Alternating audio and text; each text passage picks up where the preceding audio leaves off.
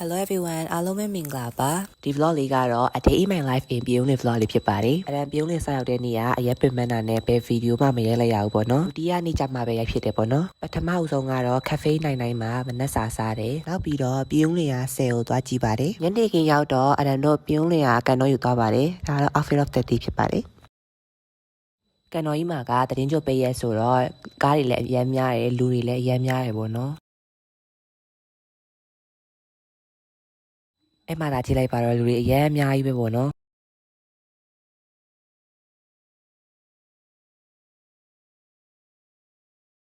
ဒါကတော့အရမ်တို့ရဲ့ family ဖြစ်ပါတယ်အရမ်တို့ရောက်တဲ့ချိန်မှာထွန်းထွန်း example ကတချင်းဆိုနေတာပေါ့နော်